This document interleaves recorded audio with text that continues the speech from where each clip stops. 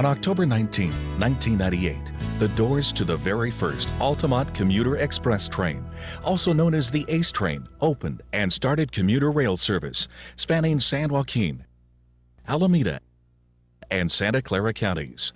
Popularity of the ACE train has quickly evolved and continues to grow, directly mirroring the population and demographic evolution of the county served. Clearly, the ACE train is a critical service to our growing communities, providing an efficient alternative to traditional automobile-based commuting, while functioning as a direct impetus to reduce vehicular emissions.